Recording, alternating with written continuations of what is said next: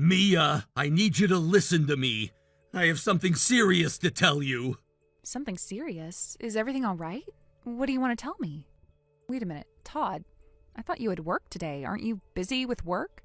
We can talk when you come home if it's serious. We don't have to do it over text.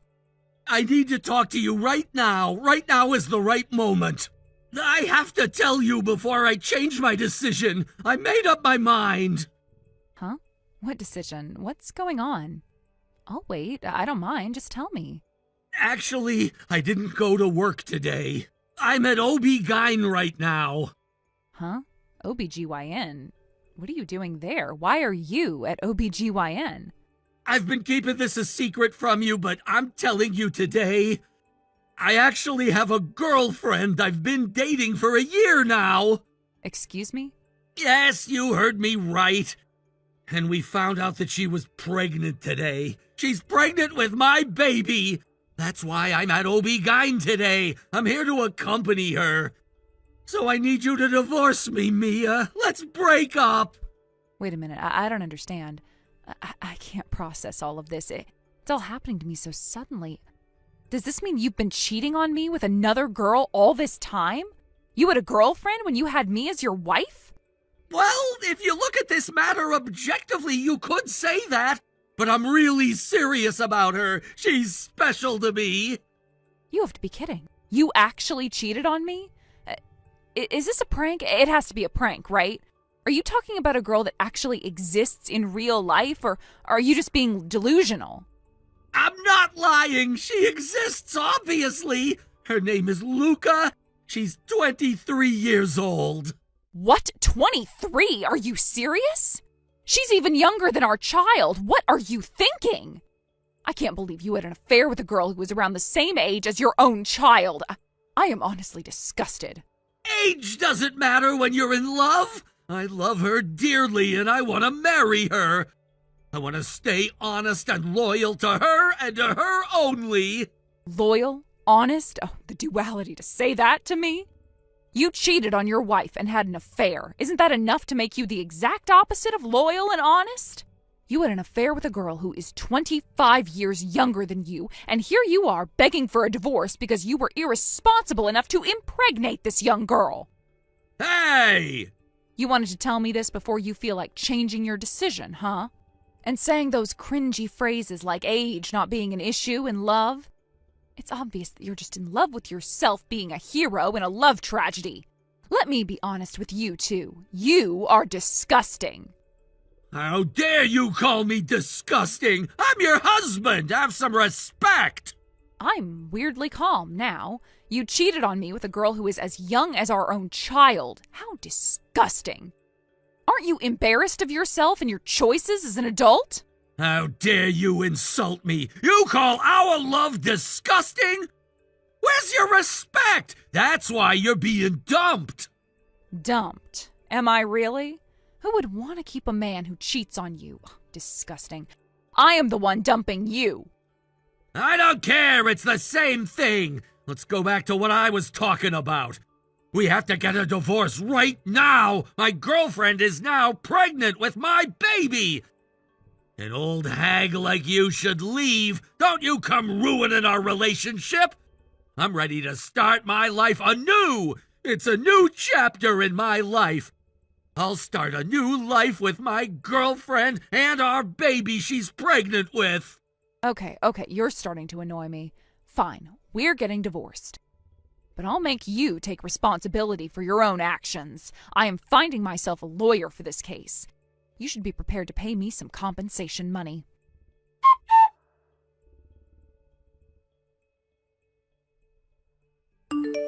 Hey, Mia, stop ignoring me! When are you gonna pay us child support? Our baby was born months ago! What are you waiting for? I won't ask for much, just pay a few $100s every month. Hey, reply to me! I know you're reading my texts! What are you making a fuss about? Today is my day off after working for so many days in a row. Let me get some rest. And what child support are you talking about? Whose child support are you referring to? Of course I'm talking about child support for my baby! It's been months since she was born, but you keep on ignoring us! Shame on you! Pay us child support right now! We've waited enough! I am confused. So to sum it up, your wife gave birth to your baby recently. Okay, I get that. And what? Why am I being involved? You're responsible for paying us child support! My baby has the right to receive child support from you! How come you don't understand something so obvious? Huh? What? Okay, can I ask you something? I'm trying to be respectful, but where did you leave your common sense at? I think you might have dropped it somewhere. Huh? What are you saying? It's not the time for jokes, and it's not even funny! That's my line. You can't be serious, right? Let's check some important points here. We already got divorced. You should know that very well. Our divorce was filed and everything was settled between us a year ago. Huh? What's the point of you telling me this?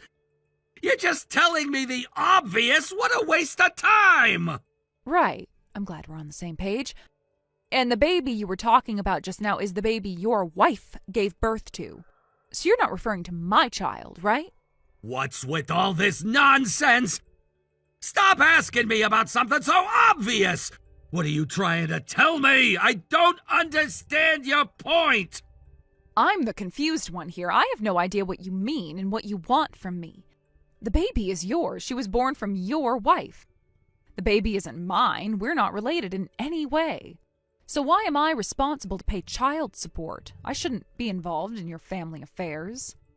You really lack common sense. You should go back to school and study the basics. Isn't it common sense for you to give me back what was mine? I asked you to keep the money to use for living expenses. I'm just asking you to pay me back in the form of child support for my baby. What's so hard to understand? Excuse me? What do you mean? You never asked me to keep anything. Stop acting like you don't know. Where's your honesty?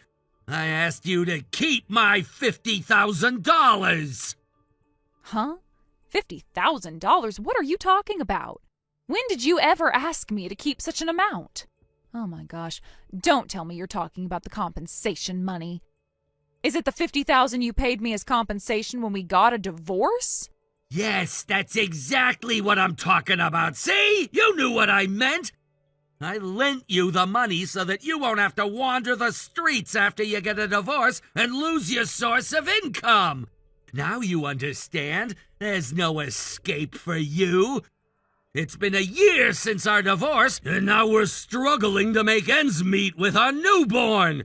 We need the money to raise our baby. Give me back the money now.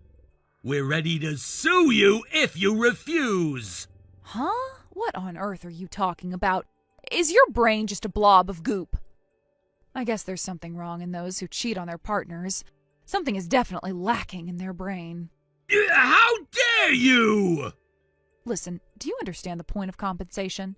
How about you go look for a dictionary or just search what the word means on the internet? Compensation money is paid to express apology for cheating on your relationship. You're compensating for the mental damage in the form of money that reflects your feelings of remorse and apology. This might sound straightforward, but you are basically paying a fine for cheating on your partner. It's not like you lent me your money and I'm obligated to pay you back. You paid me and there's no return. Huh? So, the $50,000 you paid me is not your money anymore. I can't believe you even have the audacity to ask for it back once your baby is born. Who on earth would think that's acceptable? You make it sound like a student loan. How can you even misunderstand? Ha! Then I'm never gonna get that money back from you? What are we supposed to do now? We always thought we'd get the money back, so we bought so many baby goods and even a big car for the family. The loan of our newly built house is more expensive than we thought, and we'll have more expenses as our baby grows up. Both my parents and parents-in-law have cut ties with us, so there's no one we can ask for help from. We really need that money back. I don't understand how you were able to spend so recklessly based on a crazy misunderstanding. Your mind really works differently. I can never understand. I get that you feel like buying lots of baby goods, but you even bought a car, huh? You didn't have to buy it now when you know you'll have more to spend on. Your salary barely covers for your house loan. I guess you're at a dead end in life. What? No way! What are we supposed to do? We need the money! No, wait a minute. You're trying to deceive me!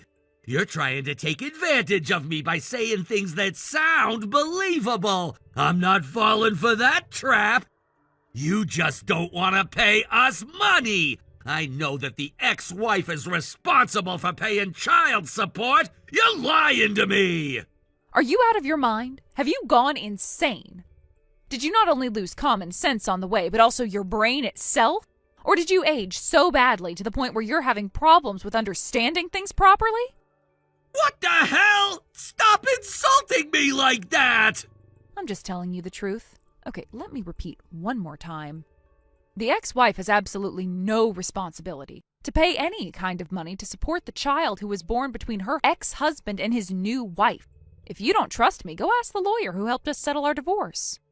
I think I left you with his number. Contact him privately. I am out of this.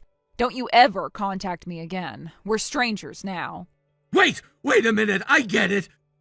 I was wrong. It's my mistake. You don't have to pay child support. But we're really in desperate need of money, so maybe you can at least give us some money as a gift or to congratulate us for a safe birth. Okay, now I know that you're a real dumbass. I can't believe you have the audacity to ask me something so embarrassing. I respect you at this point. Wow. If you're in need of money, how about you get rid of some of that pride of yours and sell them? I will never pay you, even a single cent. Oh, come on! We used to be married for years! Can't you be a little nicer? Please, I'm asking you. You're annoying me. I had enough. How embarrassing. I'm not paying you any kind of support. Please don't come into my life ever again. Goodbye.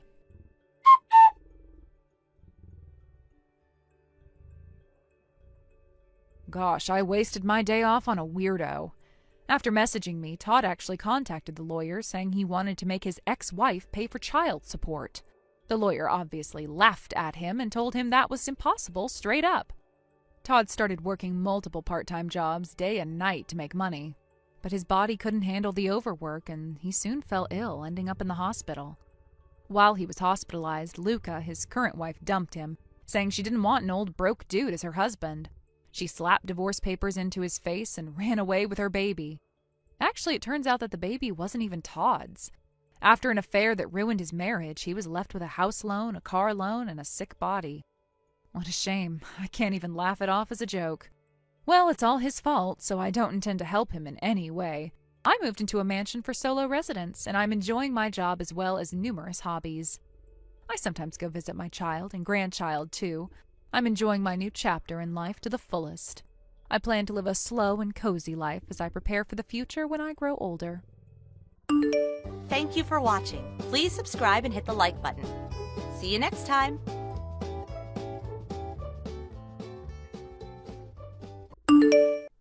Allison, you parked your car on my property again! My, aren't we observant? By the way, do you think you could maybe pull your car a bit further in next time? It makes it hard to get mine out onto the road with yours parked there. Excuse me? Allison, you realize that's my property, right? You parked there without even asking yet again. How many times do we need to go through this? Oh, please. Emily, it's just parked temporarily. You're acting like I built a house on your lawn or something. That spot's totally empty and unused anyway. It's not unused, Allison. We bought that land specifically so we could expand our farming. Do you have any idea how annoying it is when your car is parked exactly where we're trying to work? Farming. More farming. Seriously? Emily, every direction I look, it's just dirt and tractors. Honestly, it's depressing. Why don't you just pave that area already and make a nice, practical parking lot? Are you hearing yourself? Allison, it's our private property, not some public parking space for your convenience. Oh, come on. You should thank me. I'm giving you an incredibly helpful suggestion right now. A parking lot would make life easier for everyone around here. Think about it. No more mud, no more weeds. It's an absolute upgrade. An upgrade? Allison, this isn't about convenience or upgrades. It's about basic respect. Not to mention property rights. You can't just casually park wherever you feel like because you think the space is empty. Emily, relax. We're neighbors after all. Shouldn't we help each other out sometimes? You're not even using that spot right this minute. A little generosity never hurt anyone. Generosity? You park on my land without asking, suggest I bulldoze my farm, and somehow you're the generous one? Allison, honestly, sometimes I wonder what planet you're living on. Wow, okay, rude. No need to overreact. I'll move it eventually, no big deal. This is why people around here never make progress. You're all allergic to change. No, Allison, we're allergic to neighbors who think the world revolves around them. Honestly, it's exhausting having to explain basic manners to you over and over. Just move your car immediately and stop parking on my property. It's really not complicated. I keep telling you I'll move it eventually. You seriously need to chill out. I'll chill out the second you stop treating my property like your personal driveway. Move your car, Allison, now. Look, Emily, since you're clearly upset about this parking situation, let's talk money. You people can't get enough of that stuff, right? Name your price. I'll pay it. And by the way, you should consider yourself lucky I'm even offering. I don't have to be this generous. Are you serious, Allison? You can't just wave cash around and expect me to be grateful. That's not how this works. Oh, please, Emily, let's not pretend you're not interested. It's easy money, and I'll have no problem paying you whatever measly amount you could ask for. My husband earns over $100,000 a year. Paying you for a patch of dirt isn't exactly a hardship for us. Wow, Allison, you honestly think money fixes everything, don't you? Again, this land isn't just some patch of dirt. It's for farming. It's literally our livelihood. Oh, come on now, don't exaggerate. Farming, please. Anyway, I'm not asking for the whole thing, just enough space for my car. Oh, and room for my kids' bikes, too. Maybe a small storage shed, if we can manage that. You've got to be kidding. So not only do you want to park illegally, but now you're planning to put a shed on my property, too? Do you even hear yourself right now? Yes, Emily, I do, and I think I'm being perfectly reasonable. You, on the other hand, are being a bit of a brat. I mean, really, you could be making easy money instead of obsessing over a piece of land you're barely using. I would like to be using the land right now, but unless you move your car, we can't till the field. The answer is no. You may not park your car on my land. Not today, not tomorrow, never. My land isn't for sale or rent or whatever ridiculous idea you have next. Move your car! Oh my God, Emily, you are so stubborn. This is exactly what's wrong with rural people like you. You're all so small-minded, clinging desperately to your poverty and outdated lifestyles. It's pathetic. Excuse me? Allison, you're on my property without permission, and somehow I'm the pathetic one? What kind of warped logic is that? All I'm saying is that if you had an ounce of vision, you'd take my offer and improve your lifestyle. Honestly, your resistance just screams jealousy at my family's success. Jealousy? Oh, that's hilarious, Allison. If success means becoming someone who thinks they can bully their neighbors with money, count me out. Now, I've tried to be polite, but you're seriously pushing it. Move your car off my land immediately. Or what, Emily? You'll keep yelling at me? Because threats from a stubborn country girl aren't exactly intimidating. No threats, Allison, just a promise. If you don't remove your car immediately and stop trespassing on my property, you'll leave me no choice but to take appropriate legal action.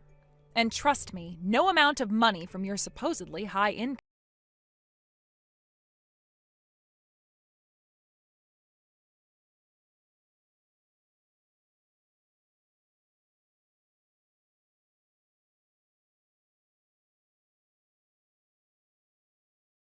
all over my property right now. Explain yourself immediately.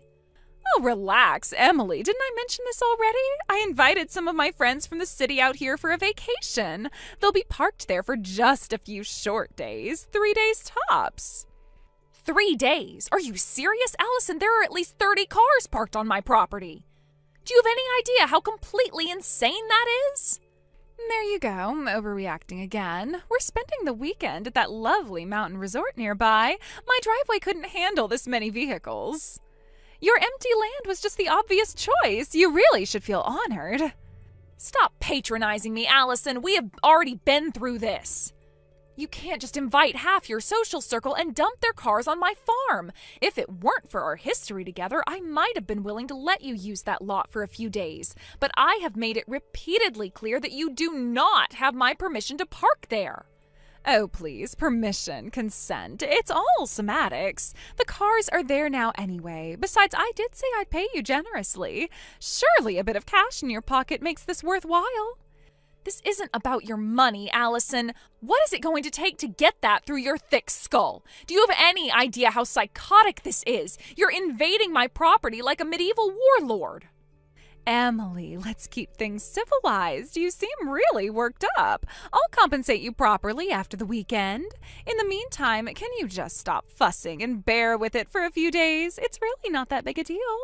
You are not the one who gets to decide what is or is not a big deal when it's my property that we're talking about. Move every single one of those cars right this minute, or else. I am not kidding. Emily, dear, that's impossible. We're already on the bus. We can't turn back now. You'll just have to wait. In 3 days, your precious land will be empty again, okay? Problem solved. You think I'm going to sit around and let you disrespect my home and livelihood for 3 days? You have crossed a line.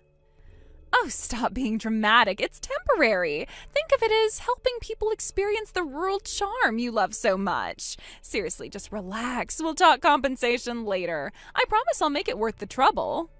You know what? Fine. If this is how you insist on handling things, then I'm done being polite. Consider this my final courtesy. You had better make alternative arrangements to get home after your precious little trip, because you are not going to have as easy of a time getting home as you think. Oh, please. Are you threatening me now, Emily? Let's not make things ugly. I told you before, around these parts, we don't do threats. This is just a friendly heads up. Actions have consequences.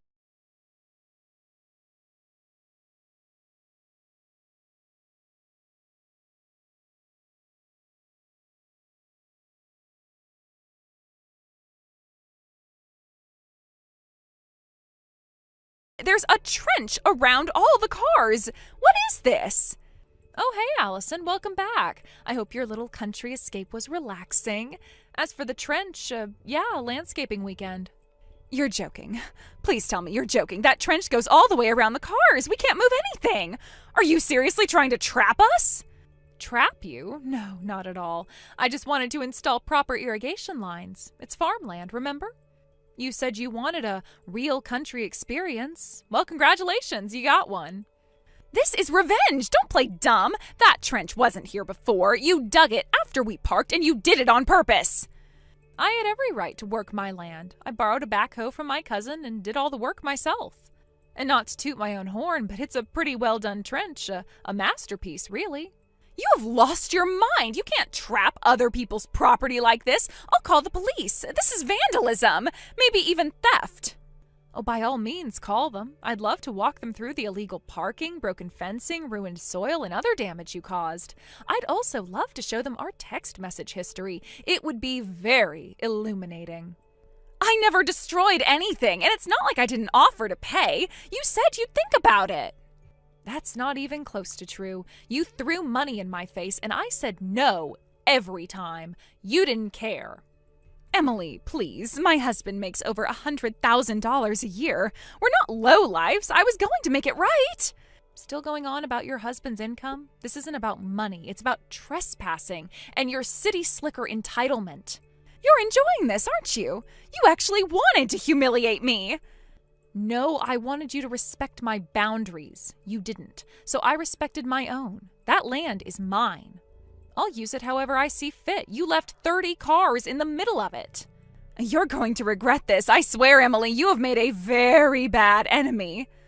If defending my property makes me your enemy, I'll sleep just fine. Maybe don't come back. Ever. Oh my God, fine. I'm sorry, okay? There. Happy now? I apologized. Can we move on? Wow, that's your apology? No acknowledgement, no remorse, no ownership. You just dropped "I'm sorry" like it meant nothing. I said the words. That's what you wanted, isn't it? No need to drag this out to feel powerful. I don't need power, Allison. I just think someone who lied, trespassed, and humiliated 30 guests should sound less smug. What do you want from me? Should I crawl to your front door sobbing for forgiveness? Honestly, that'd be a start.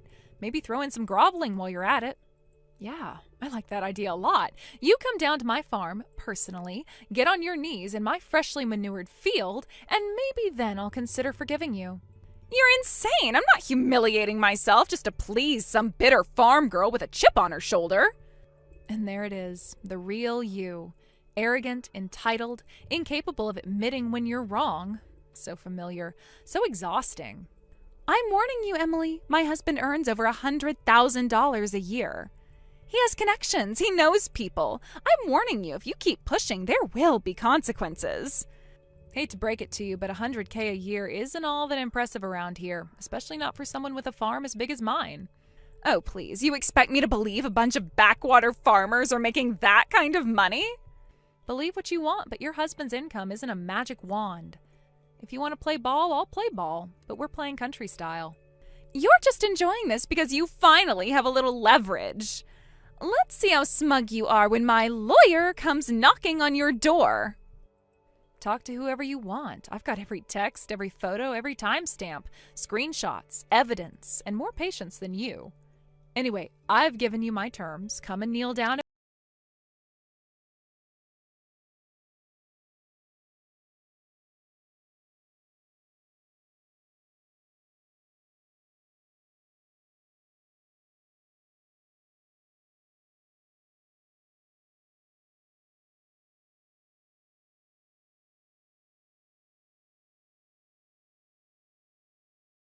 Property flanked by her little club of metropolitan menaces, all dressed like they were headed to a brunch at a tacky restaurant. She thought numbers would intimidate me and that I'd cave under pressure. Well, she grossly underestimated how stubborn a country girl can be. I laid it all out, every message sent, every boundary crossed, every trespass she pretended didn't count because she smiled while doing it. I didn't raise my voice. I didn't need to. The truth did the heavy lifting, and the silence of her gilded gang showed how much it hurt. Her friends turned on her on the spot. They were all totally mortified. You could see it in their faces. They finally realized who they'd been backing. By the end of it, the once high and mighty Allison was sobbing in the dirt, knees stained and begging me to forgive her. Since my conditions were met, I helped them get their cars out. I built a little bridge with my backhoe and some steel plates. But I warned her, one more stunt and the next time, there wasn't going to be any warning. She didn't listen. A week later, she came back with a bunch of bags of salt loaded into her 4-door sedan. I guess she was planning to sabotage my field with that salt. Not that the 3 bags she brought would have gotten her very far. She was caught right as she ripped open the first bag with a brand new box cutter. One of my cousins filmed the whole thing and sent it to the entire farming co-op. And that was the final straw for the last person who still had her back. Her husband snapped. He filed for divorce, took the kids, and left. Allison's gone now. For good, I hope. And me? I've got my land, my fences, my peace. And most importantly, quiet. You've got to be kidding me, Sherry. You're at Jason's again? It's like clockwork at this point. Every single weekend you go and stay with your older brother. Obviously I am. Who else is going to keep that place from turning into a biohazard if not me? The man thinks disinfectant is a personality trait. Be that as it may, he's still a grown man and a married one. He can manage his own damn life without his little sister playing house. First of all, Emily's not even there. She went back to her parents' place so they could help her out once the baby is born. So, technically, I'm not intruding. I'm filling in. Wait, what? Since when? You didn't say anything about that. Oh, oops. Guess I forgot. She left last month. I guess she said something about wanting to be with her mom. It would make it easier for her. Which, whatever, fine. But since Jason's been a wreck ever since... Seriously? She's gone for a few weeks and suddenly he's helpless? You have no idea. The man puts frozen peas in the toaster. He thought deep clean meant spraying Febreze on his curtains. I found a raw egg in his sock drawer last night, Nate. A whole egg, just sitting there. That sounds like a him problem, not a have your married younger sister move in with you problem.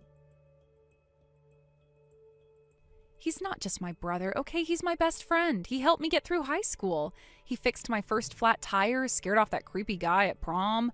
And now his wife ditches him the second she sees 2 pink lines, and you want me to just ignore that? Oh, come on. Emily didn't ditch him. She's preparing for childbirth. It's not a crime to want your mom around. Yeah, well, maybe he's falling apart and nobody's stepping up but me. His energy's all over the place. He's not eating right. His spreadsheets look like someone fed them through a blender. You think that's good for his career? What about your responsibilities? You haven't cooked a meal at home in weeks, and I'm the one folding your yoga pants now. Exactly. You're amazing and independent and totally capable of surviving without me, which gives me the freedom to step in for someone who's clearly not. So now I'm being punished for being functional? Oh, relax. I made Jason chicken parm, and I've got to bleach his bathroom tile before bed. I'll swing by home tomorrow unless he needs help with the Zoom background again. He said it to an anime beach last time and thought no one would notice. All right, whatever, but for real, this is not normal, Sherry.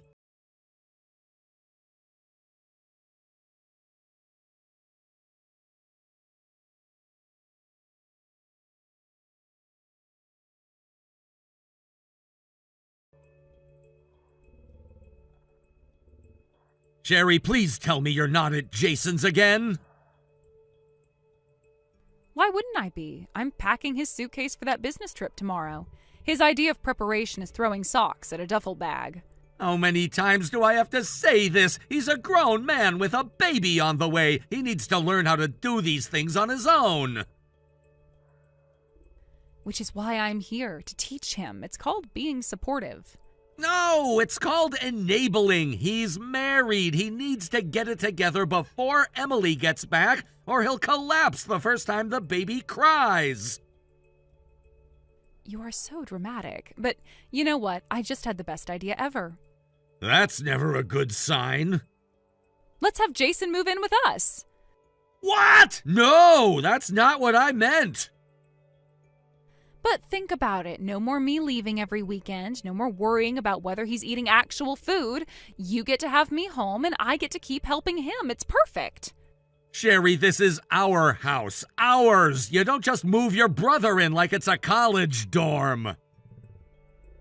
I already texted him to feel it out. He said, and I quote, "Oh, okay," which I think is promising. You're insane. This is completely insane. Relax. If you stopped being so territorial, you'd see how practical this is. It's just family. You do realize you're married, right? Duh, and I'm still allowed to love my brother. Some people would call that admirable. Hold on, I need to find a pillow. I'm gonna scream my lungs out, and I don't want to scare the neighbors. Then do it before he gets here. I'm already picking out which towels to give him.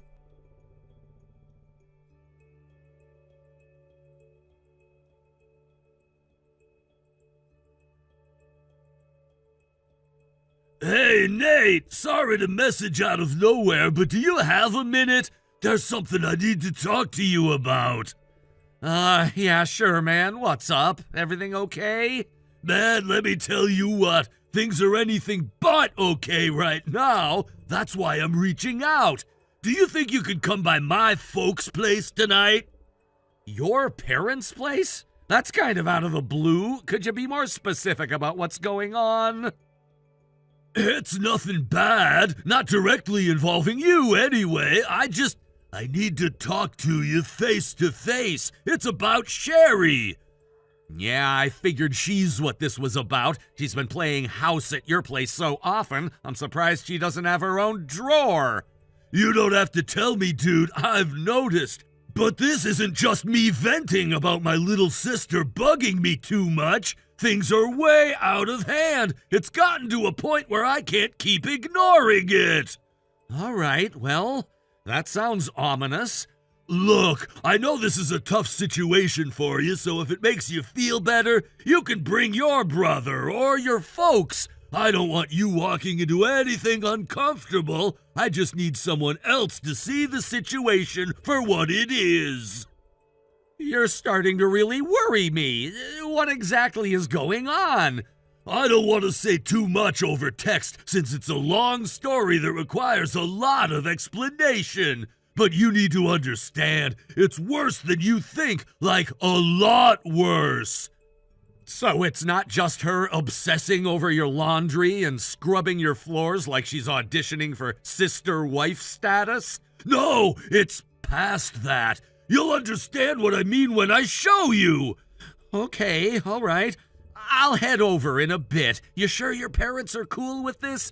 Yeah, they know. And Nate, please, don't tell Sherry about me messaging you about the visit to my parents' place. Nothing, okay? She's gonna ask why I'm out. What should I tell her? Make something up, please! If she finds out, then this is just gonna go from bad to worse. Hell, man, I'm pretty sure we're already way past worse. Well, if you put it that way, then I guess I have no choice.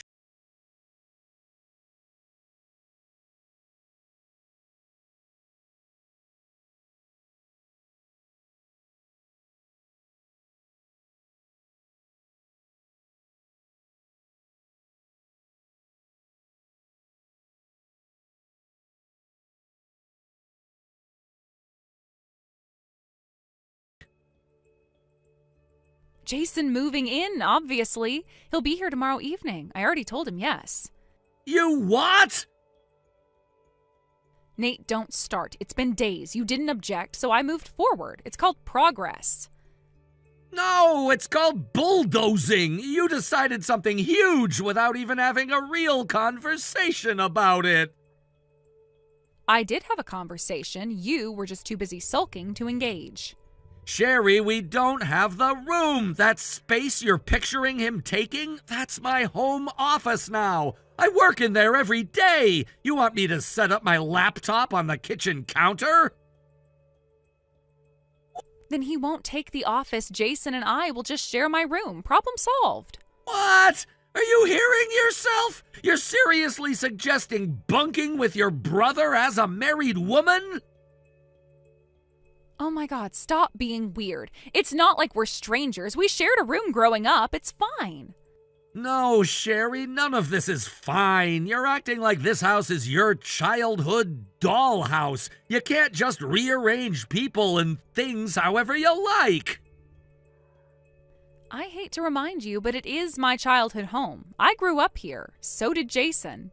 So yeah, I can totally do whatever I want with it. Not anymore. That stopped being true the day your parents handed it over. You remember that day, don't you? They didn't hand it over. You just assumed responsibility for a few bills or something. That's different. No, Sherry, that's not what happened. They transferred the deed, the title, the mortgage, the tax responsibilities, everything. My name is on every single legal document attached to this house. You're lying. My parents would never do that without telling me.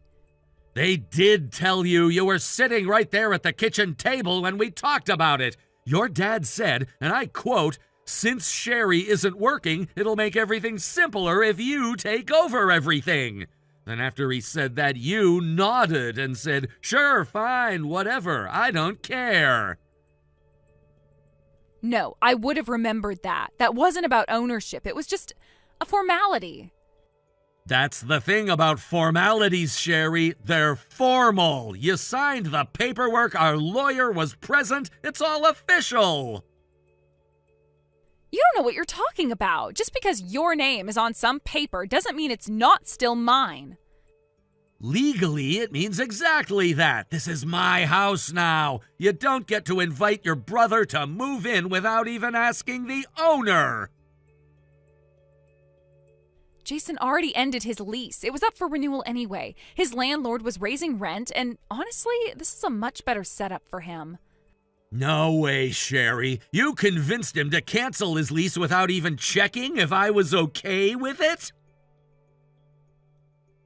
I didn't convince him. I just gave him an option, which he accepted, and now he has nowhere else to go. That sounds like a you problem.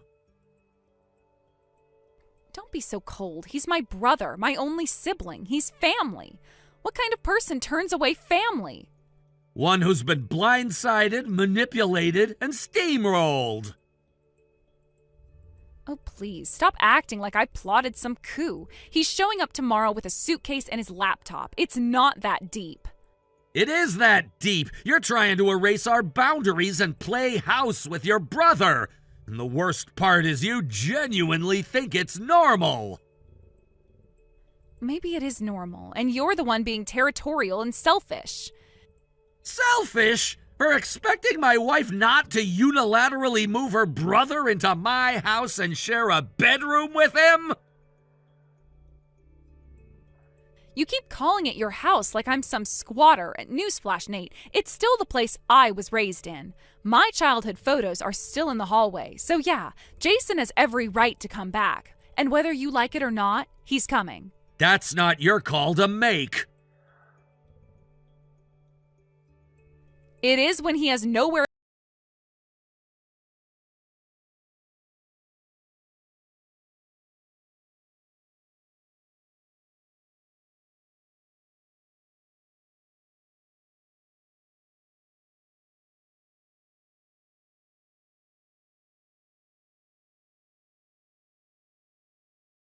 Why is our house listed for sale online? Oh, that's an easy one. It's because I sold it. Excuse me? I sold the house and moved out. You what? You can't just sell the house. Jason's supposed to move in today. Yeah, I'm aware. That's why I left yesterday. Are you insane? Where am I supposed to go? Where is Jason supposed to go? Jason's not coming. Shut up. Yes, he is. He's bringing his stuff this afternoon. I cleared out a bunch of closet space for him. He's not coming, Sherry. He's on a train with Emily heading out of state. What are you talking about? He and Emily were supposed to be getting divorced. I know they were. Jason was filling out a bunch of paperwork. Yeah, that was just a cover story which you apparently bought, hook, line, and sinker. What actually happened was that Jason is legally changing his last name. He's taken his wife Emily's name. That doesn't make any sense. It would if you weren't so deep in your fantasy. They're still married, stronger than ever, and they're done with you. No, that's not possible. Jason wouldn't just disappear on me. He totally would, and he did. And in all honesty, after seeing the texts you sent Emily, I don't blame him in the least. Wait, what texts? Don't play dumb. The ones where you called her a parasite, a home wrecker. Ring any bells? You told her she stole your brother from you, that she didn't deserve to be part of the family. I was just being emotional. She took him from me. No, she married him. That's not theft. That's adulthood. And even if you're his sister, threatening his wife makes you his enemy. You are so full of it. Jason would never choose her over me. Ideally, he wouldn't have to make such a choice, but you forced him to. And now he's gone. He told me to tell you one thing for him before he left. He hopes you get help. That's it. He told you that? Yeah, that and that you would never find out where they were going. They're done giving you access to their lives. This can't be happening. It is. And for the record, your parents knew about the house sale. I sat down with them and explained everything. They were surprisingly understanding. You told my parents before you told me? I didn't need your permission. It's legally my property, remember? And I figured they had a right to know where their daughter would be once this all exploded. So where are you now? Where did you go? I'm not telling you. Nate, you can't do this. I'm your wife. Not for long, you're not. What are you saying? I'm mailing the divorce papers tomorrow. I wanted this to be a conversation, but you made it a war zone. This isn't fair. You're just abandoning me after everything we've been through together.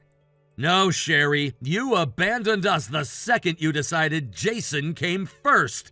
You stopped being my partner and started using him as your emotional crutch. But I don't know where to go. What am I supposed to do now? I imagine your parents are pulling up around now. They offered to take you in, temporarily anyway. You set that up? Let's just say they're not thrilled with how things turned out, but they're not heartless, unlike you. You can't just vanish. You can't erase me. Watch me. At least tell me where you're living. I deserve.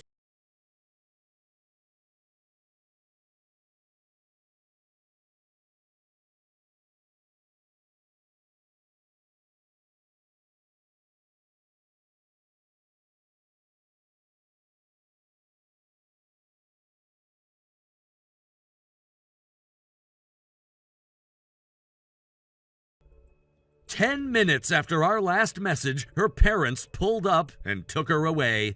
She didn't even have a bag packed. She just stood there in the driveway, stunned, like the world had cracked in half and no one told her it was coming. I filed for divorce the next morning. No alimony, no drawn-out court fight. It wasn't adultery, it was obsession, and I have the receipts to prove it. Jason never spoke to her again. That was the part that hit her hardest. Her beloved brother, the center of her warped little universe, gone without so much as a goodbye. Her parents didn't coddle her. They sent her to some live-in work program 2 states over, something strict, physical, and humbling.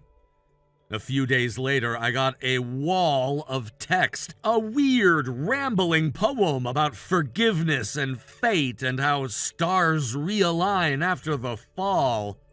I didn't reply. I changed my number instead. Sydney! Hey, listen to me. You're not gonna believe this. Good evening, Melissa. I'm already off work. What's the emergency? Oh, come on. Don't be so stiff. Talking about work after hours. How boring can you get? Seriously, loosen up a little. Right. So what is it this time? Guess what? I had another cute little after-work date with the CEO today. Uh-huh. You and the CEO again? Yep, he even called a taxi just for me. Can you believe it? Made sure it dropped me right in front of my apartment door. Interesting. Though, wasn't today the day he had that important dinner meeting with a client company's president? Pretty sure I heard him mention he was getting a car because of that. Oh, Sydney, you're so naive. That was obviously just a cover. A clever little excuse from him to hide his true feelings. It's his way of pretending it's all business when, in reality, he wanted to make sure his future wife, that's me, by the way, gets home safe and sound. Classic CEO playbook. If you say so. You just don't get it, do you? He doesn't even have to try so hard. My heart already belongs to him 100%. But it's cute that he's still putting in the effort, right? Sure. Whatever helps you sleep at night. And you know what really ticks me off? That gloomy loser from General Affairs. Gloomy? Wait, do you mean Riley? Obviously. Who else? Seriously, does he not know the company allows casual attire, not tragic fashion disasters? All he ever wears is Gap from head to toe. It's like he's trying to make a statement about being invisible. Is Gap not acceptable now? I shop there all the time. That's different. You're a girl. For guys, especially working adults, they should at least sport one luxury brand item minimum. It's basic social currency. A man's value is directly tied to his brand power. Don't you know? You seem oddly passionate about that. Because he's so delusional. Can you believe he actually thinks he has a shot with me? Ugh, as if. Like I'd ever stoop so low. Guys like him should stick to their dark little corners and stay there. I'm pretty sure he's never explicitly said he liked you, but okay. Doesn't matter. I can tell.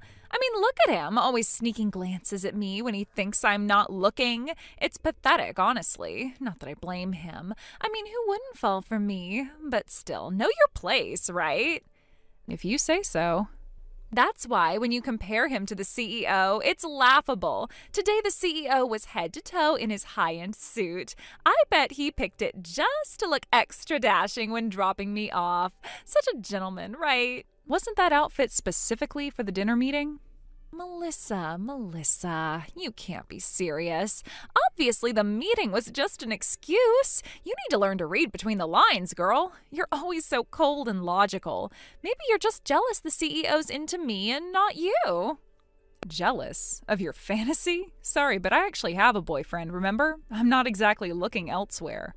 Oh, sure. Keep telling yourself that. Denial is such an unattractive color on you. Right. Well, on that note, I really should be going. I have people to meet. What? Already?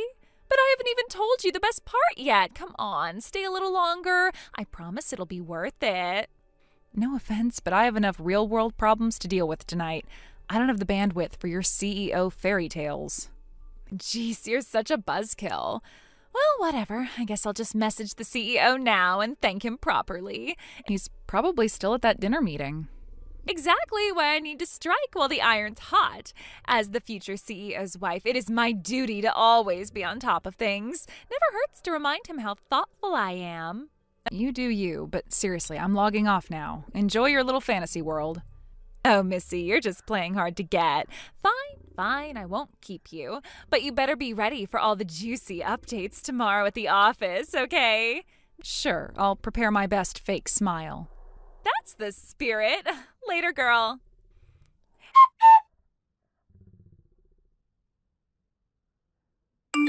Hey, let me guess. Did the CEO finally unload his frustrations on you? Bingo! About an hour's worth of venting on the phone non-stop. Oh man, you've got my sympathy. That's brutal. Right? I mean, I get where he's coming from, so I tried to listen without rolling my eyes. But seriously, today's Sydney meltdown, that was next level ridiculous. Tell me about it. I even got dragged into her delusional little love fest via text. Sorry, dude. Poor you. You know, the CEO just wanted a cab to the client dinner, right? But Sydney thought it was a personal chauffeur service just for her to her house. Yeah, I heard the whole saga. Apparently she just hopped in the moment the CEO got in, didn't even ask. She told the driver her address like she owned the place. Exactly, and she wouldn't even let the CEO speak up. I guess she grabbed his hand and started gushing about their special connection. The poor guy couldn't even get out of the car. He told me he was this close to missing the client dinner because he couldn't physically escape from Sydney. Jesus, he has told her, right? That he's not interested? I mean, officially told her. Yeah, multiple times. Doesn't matter, though. It's like she's wearing invisible earmuffs. Nothing gets through. After his SOS call tonight, the whole office is kind of scrambling to figure out how we can, I don't know, deprogram her? But she's like a fortress of delusion. Nothing penetrates. No kidding. I've tried subtly hinting at her before, tried to let her down easy, you know? But if you push too hard, she goes full hysterical meltdown and makes it everyone's problem. And if you sugarcoat it, she just twists the words into more fantasy fuel. Her brain's wired to filter reality into, I don't even know what, pure fiction? You're not wrong. No matter how you phrase it, she spins it her way. Oh, and there's something else I figured I should probably let you know. Huh? What now? Sydney, she's under the impression you're into her. Excuse me? Yep. Just got a message from her earlier today where she casually dropped that bomb. She was like, well, you know Riley's been into me for a while now. Like it's common knowledge. What the actual hell? Where the hell did that come from? Beats me. I can't even imagine how her brain connected those dots. Probably just more of her everyone wants me, I'm such a catch routine. I don't think she actually wants to date you, though. It's more about feeding her ego. That somehow makes it worse. The fact that she's making up admirers to inflate her self-image. God, it's disgusting. And why me, out of everyone? Well, don't take it personally. She's in her own little world. And in that world, anyone who so much as makes eye contact is apparently smitten. You just happen to be the latest victim. Honestly, I'd say best approach is to ignore it. If you challenge it head on, she'll just go nuclear and start dragging it into work meetings. Yeah, I hate how right you are. Best to leave that bomb ticking and just stay out of the blast radius. Exactly. And honestly, everyone around here knows what she's like. Even if she tries to tell people you're pining after her, no one is going to buy it. They'll just roll their eyes and laugh behind her back. You're safe. Yeah, I guess. Still leaves a bad taste in my mouth, though. I hear you. But hey, silver lining, soon we'll be announcing our engagement to the company. Once that's public, maybe she'll finally find a new fantasy victim. Yeah, can't come soon enough. Let's just hold out until then.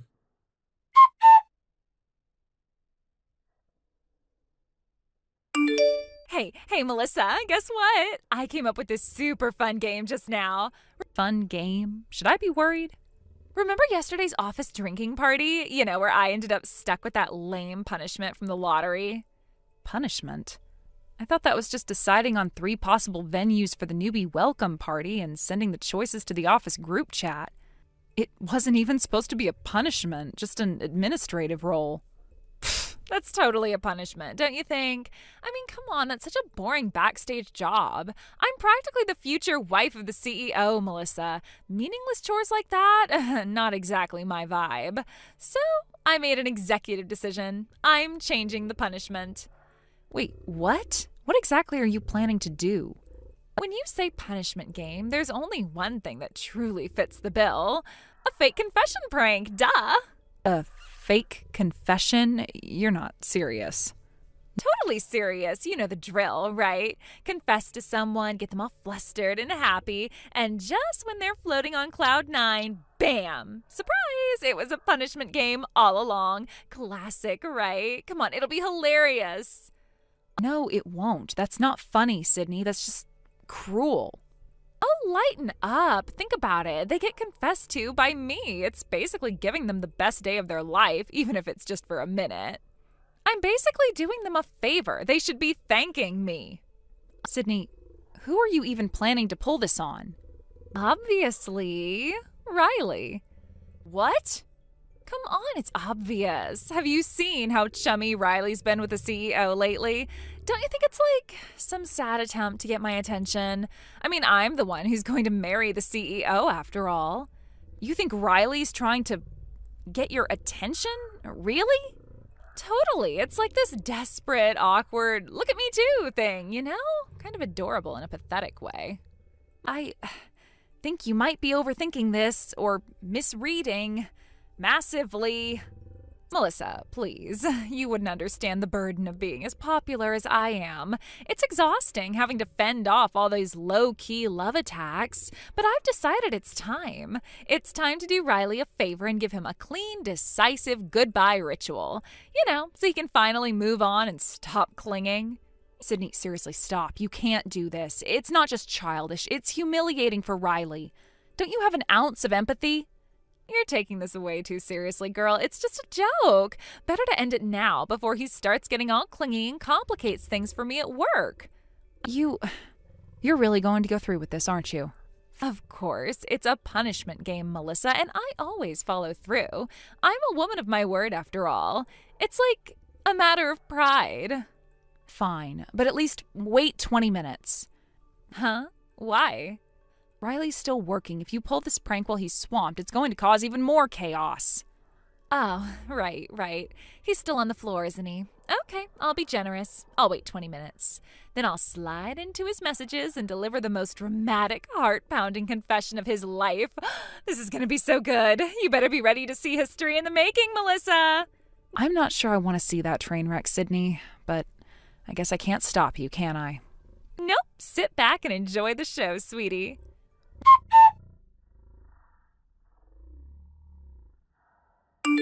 Riley, done with work yet? Good evening, Sydney. Is there something I can help you with? Jeez, you don't have to be so stiff with me, you know.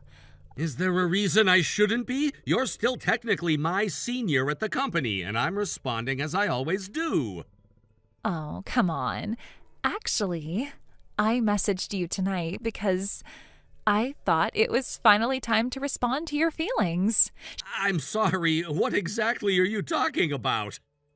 Shh, don't say anything yet. Let me say it, okay? Let me be the one to put it into words. I like you, Riley. What? You're shocked, right? I mean, who would have thought we were secretly into each other all along? But that's what it is. I can't hold back anymore. My heart's practically bursting. So what do you say? Let's stop wasting time. Come over to my place right now. Let's become one. I'm on my way. Like hell I am. Full rejection activated. Huh? Sorry to crush your little fantasy, but no thanks, Miss Delusional. I already knew about your little punishment game. What? That can't be. Melissa was the only one who knew. Oh, don't tell me. Yup, Melissa tipped me off earlier. Apparently you've been running your mouth about your little prank plan. Melissa! Oh, that snake. She's just jealous, isn't she? Jealous that I'm so popular? Wrong again. What's so wrong about it?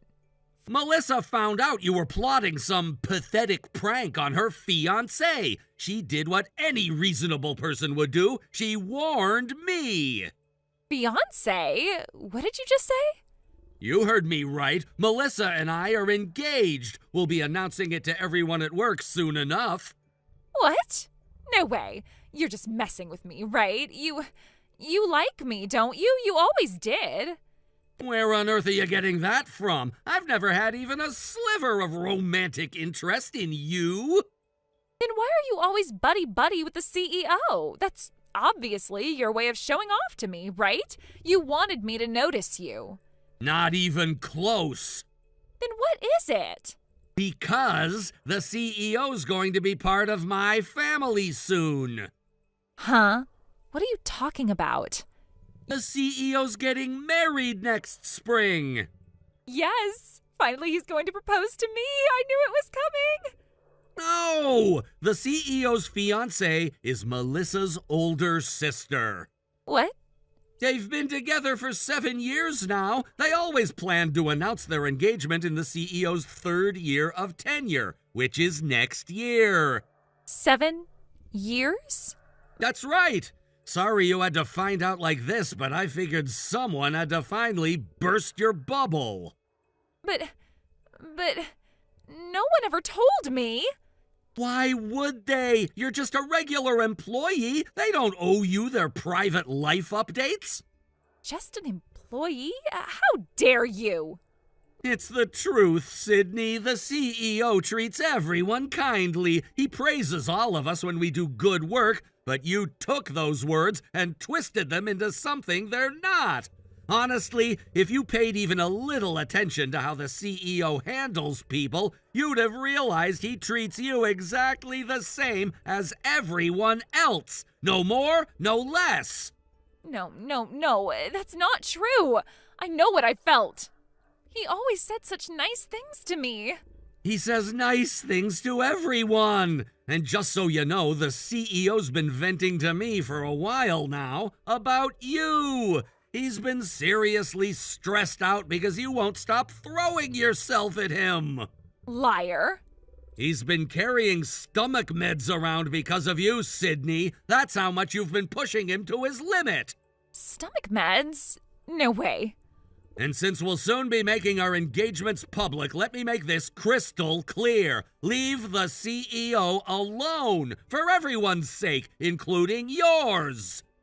Wait, what about my seat as the future CEO's wife? That was supposed to be me. That seat was never yours to begin with. You just convinced yourself it was. You can't do this to me. You can't just cut me off like this. This conversation is over. Good night, Sydney.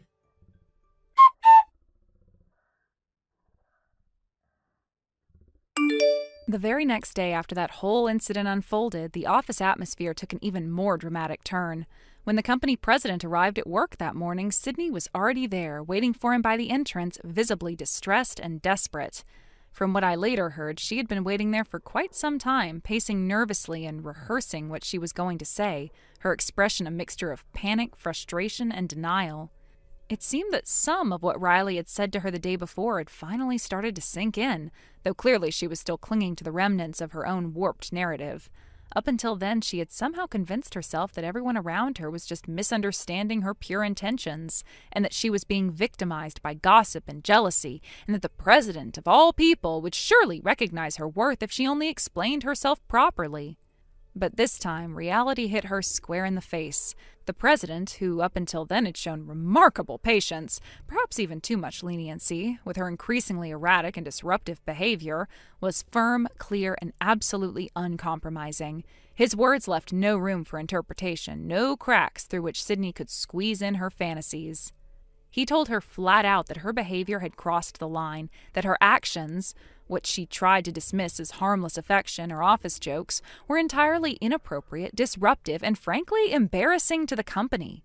Apparently, those words, spoken in such a direct and formal tone, finally managed to pierce through the thick fog of denial she had wrapped herself in. Right there in the office lobby, in front of other employees, she collapsed onto the floor, sobbing uncontrollably, as if the world had ended. No one moved to comfort her. At that point, sympathy had long since been eroded by months of her one-sided obsessions, her bizarre stunts, and the chaos she had created for everyone.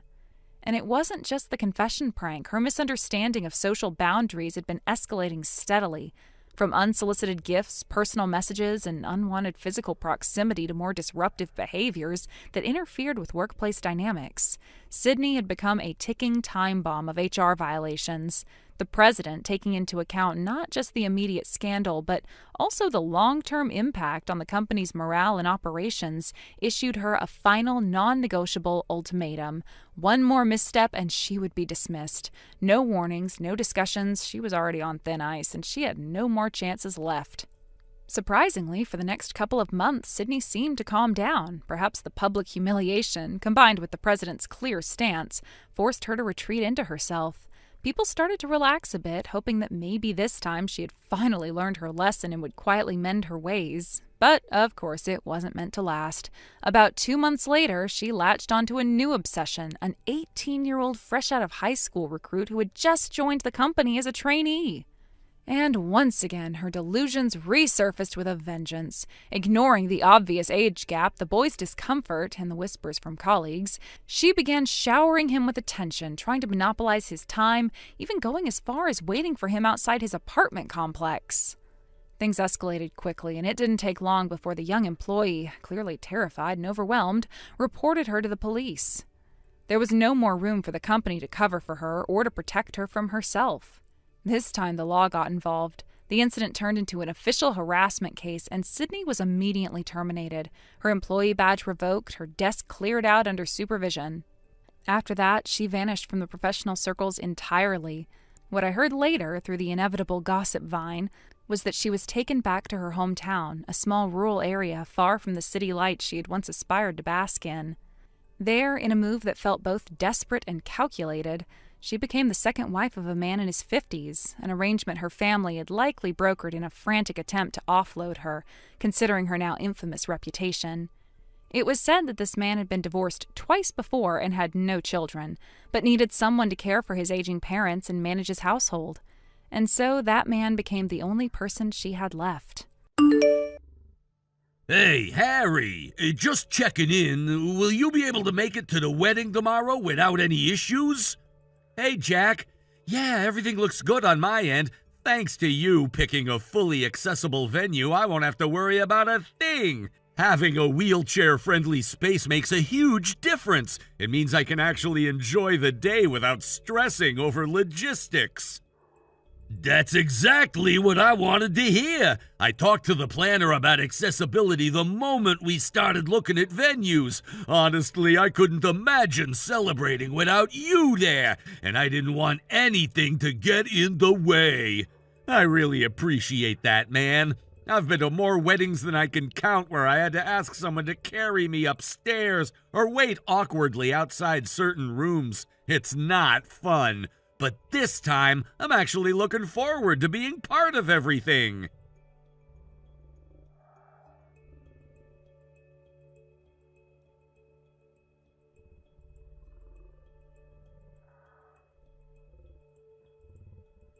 Jack, you're probably in the middle of getting ready for the ceremony by now, right? Harry, I'm just about to arrive at the venue. Don't come. I mean it. Turn around. Don't show up in your wheelchair. Wait, what? What do you mean, don't come? And especially don't come in a wheelchair? Jack, what's going on? I'm sorry. That came out wrong. I didn't mean it like that. No, you wouldn't say something like that without a reason. I know you. So tell me, what happened? The wedding's off. It's canceled. What? What are you talking about? You were fine yesterday. Nervous, sure, but excited. Nothing seems wrong. I know, but everything blew up this morning, and I mean everything. Is it Sarah? Did she call it off?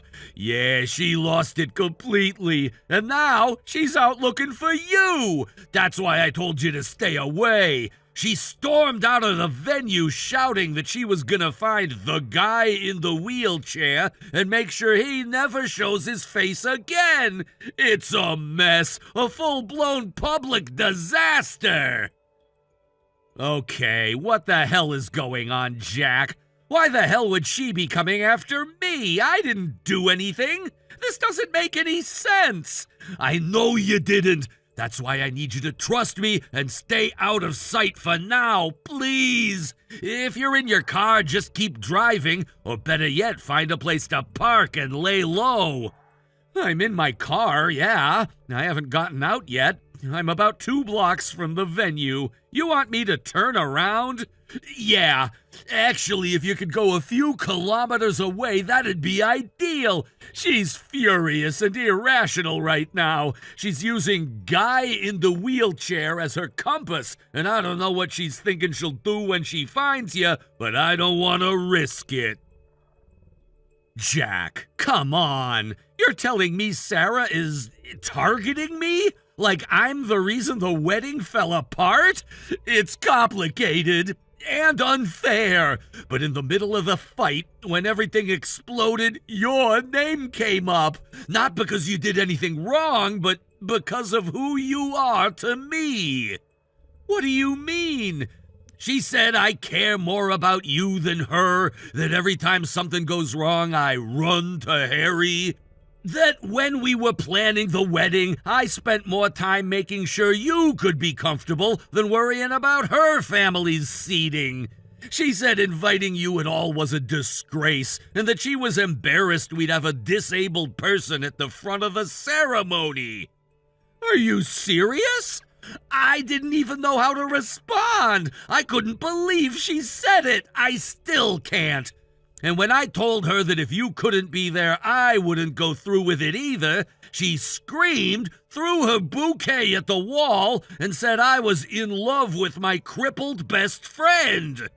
Jesus! She walked out after that, ran out, really. And the last thing I saw, she was storming off toward the parking lot shouting your name, asking guests if anyone had seen a man in a wheelchair. It was surreal, like a scene from a nightmare. I don't even know what to say, man. Look, I'm sorry this is happening, but I don't need protecting. I can handle myself. No, you've done enough. I'm the one who should be apologizing. I brought you into this, made you a target, and now my entire relationship is falling apart, and it's somehow dragging you into the wreckage. You didn't drag me into anything, Jack. I've been asking myself the same thing for the last hour.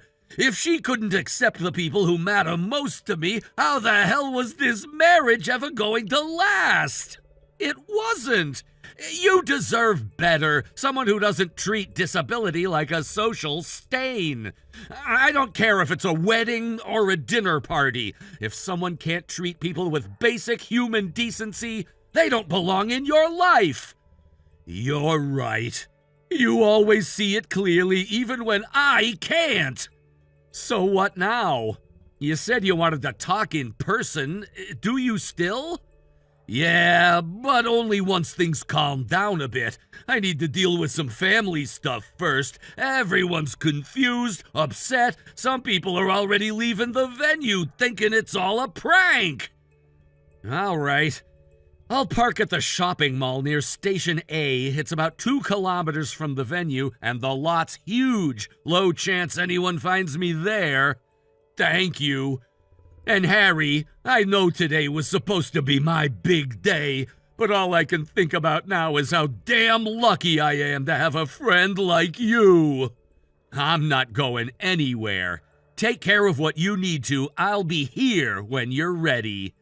Thanks, man, really. I'll be there as soon as I can. I owe you the truth and a proper apology. No need to rush. I've got time.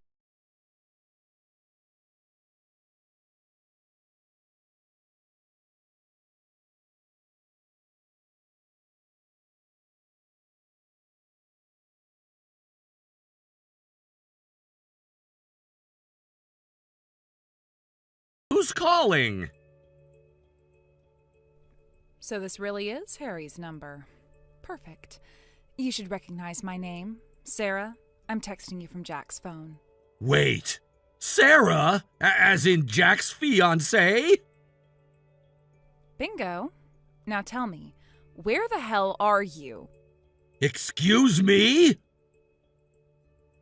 Don't play dumb. The wedding was called off, and it's all your fault. Hold on. My fault? What are you even talking about? Don't pretend you don't know. Where are you? You're the reason Jack said he wouldn't marry me. So guess what? You owe me damages, financial and emotional. I'm not letting you slither away from this. Miss, I think there's been a misunderstanding. I haven't been told anything. So right now, I'm not even sure how I'm supposed to respond to your accusations. I'm honestly just confused. Unbelievable. You really don't get it, do you? I'm afraid I don't. If you could calmly explain what exactly makes me the cause of this wedding being canceled, maybe I could respond properly. Fine. It's simple. It's because you're in a damn wheelchair. What?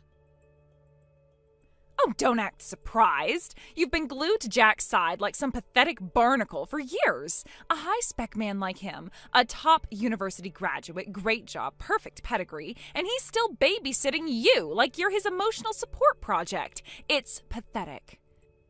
Jack and I are friends. Best friends. We've been through a lot together. That's exactly the problem. Pardon? I was trying to free him from you, okay? Today was supposed to be a fresh start. I wanted him to finally let go of you and your clingy little best friend dynamic. That's why I removed you from the guest list. You were never supposed to be part of today. I see, but why not just say that outright? Because everyone treats you like some saint. You saved his life, right? That's the story. So you use that like a badge, like some guilt trip to stay tethered to him forever. You play the victim, and he plays the hero. God, it's exhausting. I've never once used what happened between Jack and me to manipulate him. I don't think of myself as a burden, and I certainly don't demand anything from him out of pity. Well, I thought maybe he just didn't have the guts to cut ties with you himself, so I figured I'd help him. Get rid of you cleanly. I had everything set. The seating chart, the speeches, the photos, without a single mention of you. And guess what? He lost it. Maybe because you tried to erase someone who matters to him. Why? Why would he pick you over me? After everything I did, the planning, the dress, the venue, and then he has the nerve to say he won't marry me because I don't respect the people who shaped his life? What does that even mean? That sounds like something Jack should explain to you directly. What? Jack just arrived. I think it's best if you take it up with him. Wait, what? He's with you? Yes, he just parked and is walking over now. You planned this, didn't you? You're brainwashing him against me, turning him against the woman he was supposed to marry.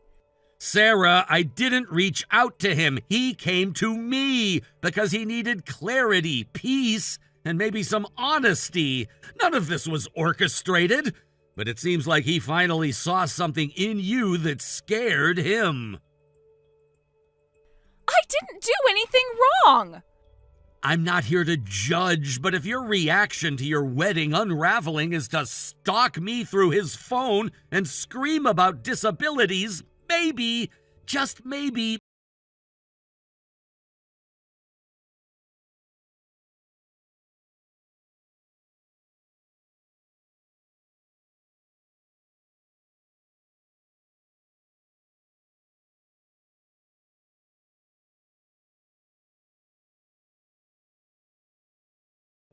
Jack? Wait, what? Weren't you supposed to be at the venue? I was. I stood in front of everyone who came to our wedding and explained why it was canceled. I apologized on both our behalves. Then I handed things over to my parents and came straight to Harry. Wait, what the hell? You left our wedding to run to him? Where even are you right now? What exactly are you planning to do with that information? I want to face the person who ruined our wedding. He needs to apologize in person. And after that, I'm getting a lawyer. I'll sue him for emotional damages and lost expenses. This won't end quietly. You really think some lawyer's gonna take on a case that insane? Excuse me? You still don't get it. The one person I wanted most at that wedding, the person I wanted to share that day with, was Harry, my best friend, the man who saved my life. What are you talking about? And you didn't just ignore that. You went behind my back and erased him from the guest list. Because I thought you were just being manipulated by him. Come on, Jack. He plays that whole life-saving friend card so he can stay in your orbit. He's in a wheelchair. You've been stuck helping him for years.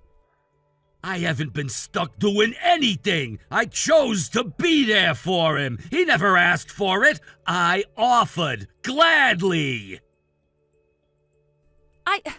Seriously? Are you really saying you want to spend your life tied to a guy in a wheelchair?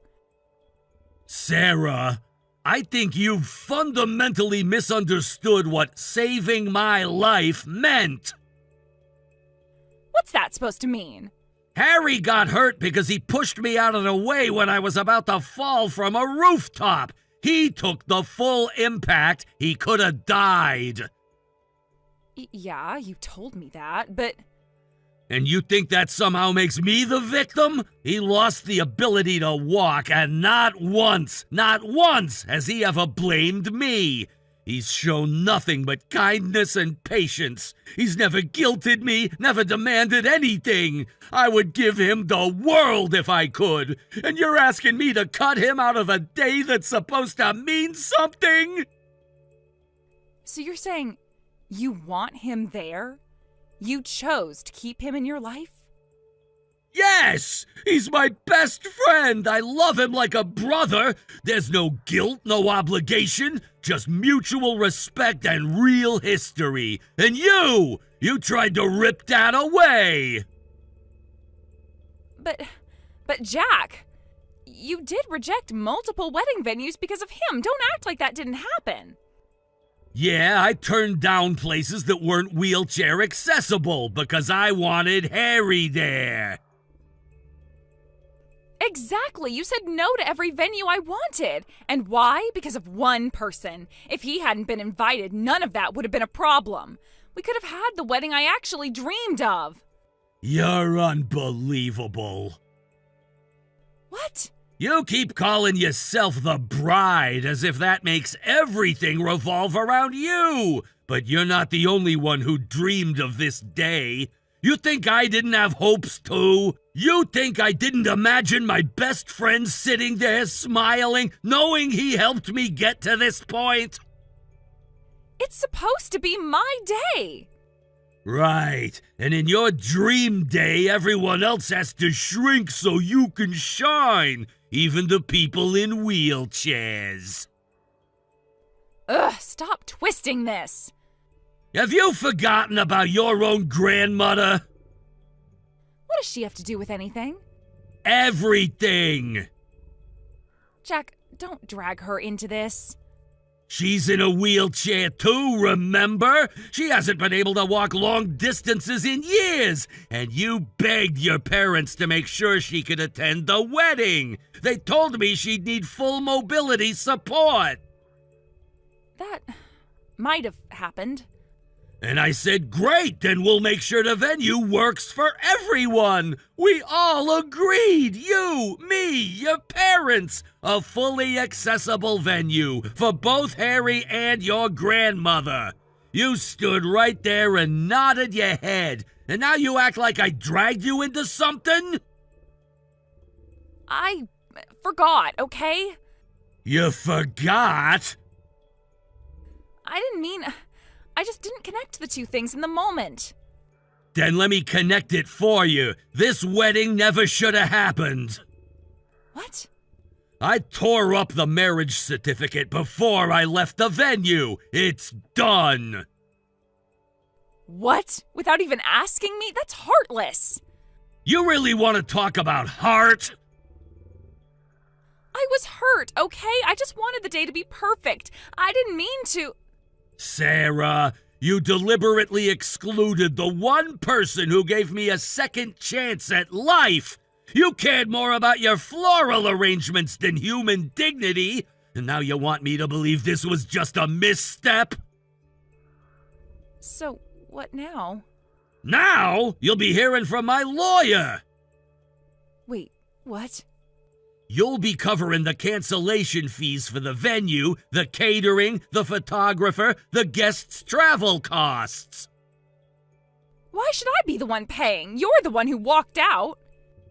Because you caused this. You lied, you manipulated, you humiliated someone I love. You made this wedding impossible. You were the reason it ended. No, it was Harry's fault. If he hadn't... If you hadn't cut Harry out, none of this would have happened. You are the problem. And I realized I couldn't spend the rest of my life with someone who doesn't understand basic empathy. Jack, please. Goodbye, Sarah. I hope one day you learn what it means to care about someone more.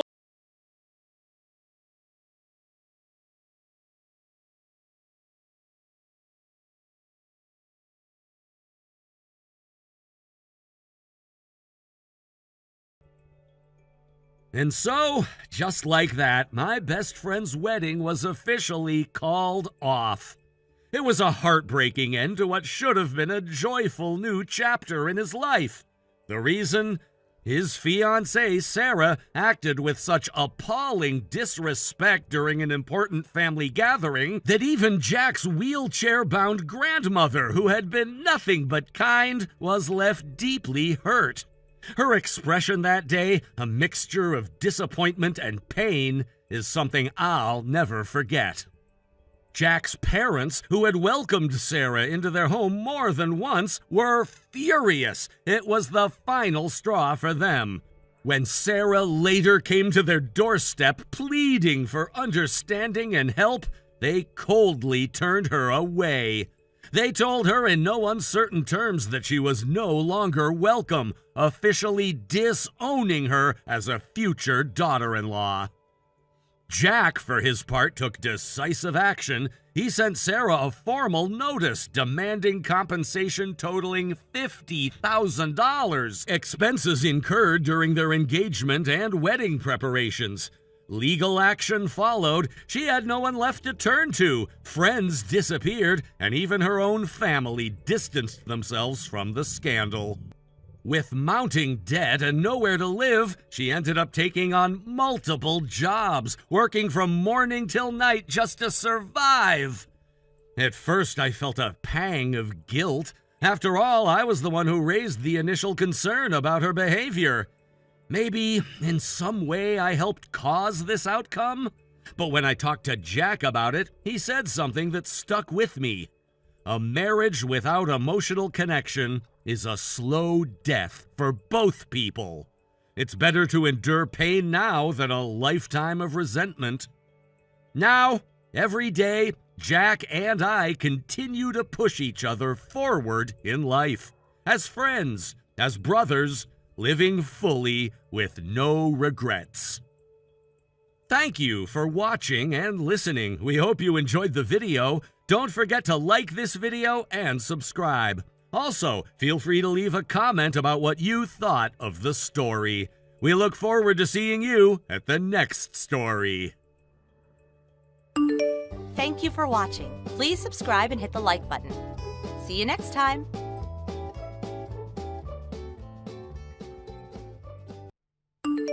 Amelia, you're not home yet? It's already past the time you'd usually be back. If you're working late, I can make dinner. Just let me know. Amelia? You there?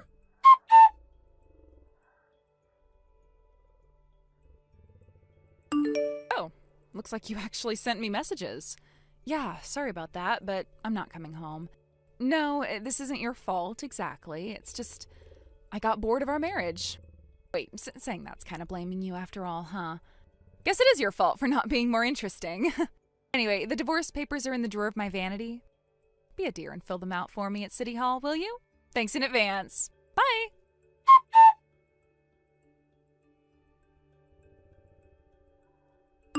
Wait. Amelia, are you serious? I just woke up and saw your message. What do you mean you're not coming back? No answer? Really? You're just gonna drop that bomb and ghost me? You're actually reading this. I can see that you're leaving my messages on read. Come on, Amelia, at least give me an explanation. Say something!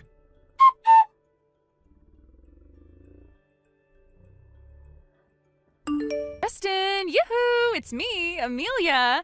You're up, right? You have to be up by now. Amelia, are you kidding me? Where the hell have you been for the last 5 years? Sorry. Okay, so here's the story. Right after we got married, remember that ex-boyfriend from high school? Yeah, him. Out of the blue, he came crawling back, begging to get back together. You're joking. Nope, I had lingering feelings, you know? So I thought, why not give it a test run? And, well, he passed. His name's Bob, by the way. He got hotter than I remembered and seemed more mature, so I said yes, we got back together. So that's why you disappeared? You vanished after a shift at your part-time job, didn't return home, and ghosted everyone. You didn't even go back to your parents. I checked every place I could think of. I missed work. I filed a missing persons report. You know how insane that was for me? Oh, come on, don't be so dramatic. I just went off the grid for a bit. That wasn't off the grid. That was full-on abandonment. And when it became clear it wasn't a crime or an accident, that you just left, I filed for divorce. Your parents insisted it was the right call after 3 months of silence. Oh, that happened? Yeah, and just so you know, your parents filed a missing persons report on you. You're aware of that, right? Wait, seriously? Wow, guess things got a bit more serious than I thought. So, you contacting me now? Does that mean you've decided to come back? If so, I suggest you call your parents. Their number hasn't changed. Yeah, I'll get around to it. Anyway, where are you living now? Why? Well, I stopped by our old place, but someone else lives there now. It's getting late and I'd rather not be wandering around. So, I was thinking I could just head over to your place. You've gotta be kidding. What? Why not? Because you're not my wife anymore. I don't owe you anything. You made your choice when you vanished. But I'm willing to get back together with you. I'm giving you a second chance here. What?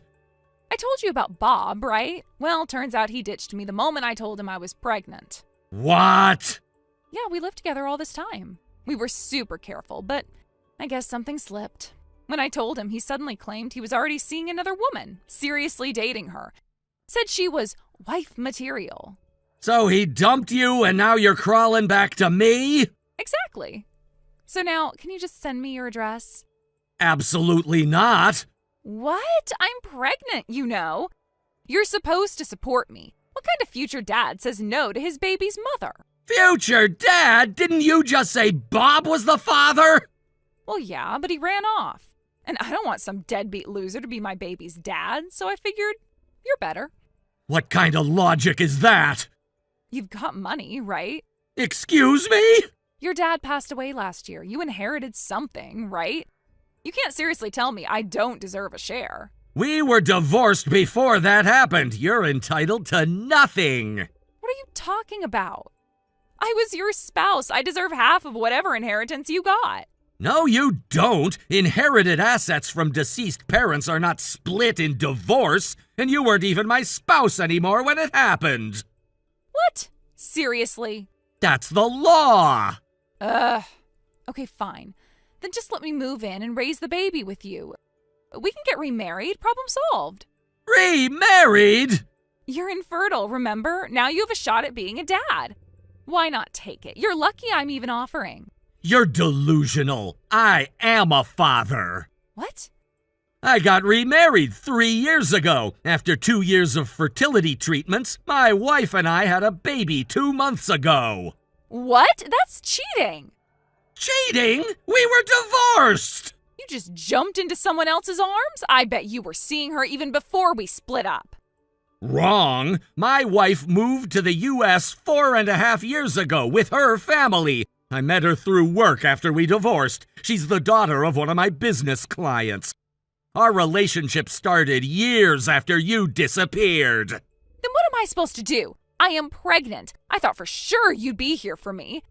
Can't you just divorce your wife and remarry me instead? What world do you live in? Okay, if you won't remarry me, just give me $200,000. That's half of your inheritance, right? Then I'll leave you alone. Hang on, there's someone I'd like you to speak with. Oh, so you're finally coming around? I knew you'd see reason. Can't wait to hear your good answer. Hello, this is Michelle, Justin's wife. Who am I speaking with? Oh, you're the woman who stole my husband. I didn't steal anything. I met Justin after he was legally divorced. And from the sound of this call, it's very clear why he divorced you. You're just a rebound. He still loves me. He just doesn't realize it yet.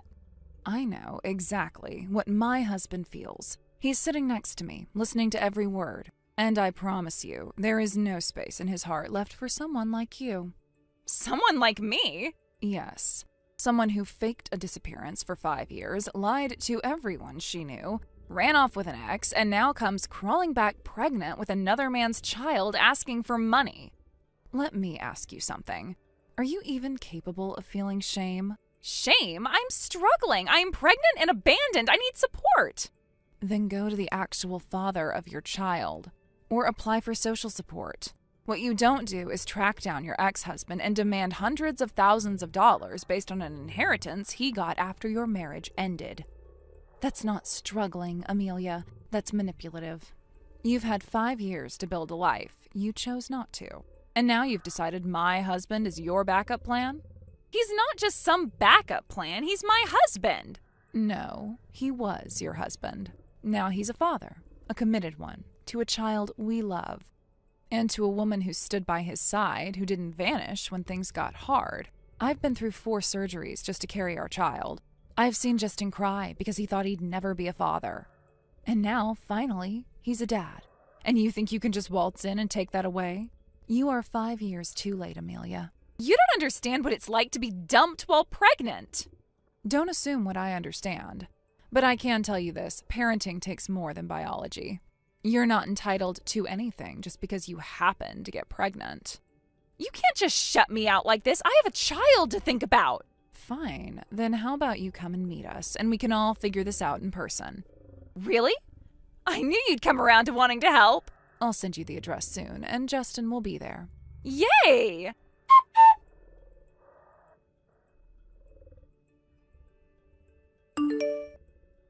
What's this? Justin, why did you just send me a map? What's at this location?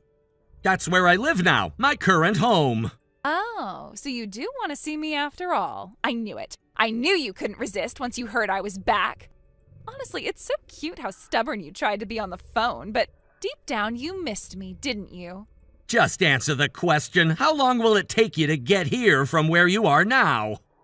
Oh, getting eager, are we? Let's see, if traffic's not too bad. Probably just under 2 hours. Maybe even quicker if I skip the detours. Not too far, right? 2 hours. Got it. Okay. I'm on my way then. Don't go anywhere, okay? Just wait for me, Justin. I'm coming to you now.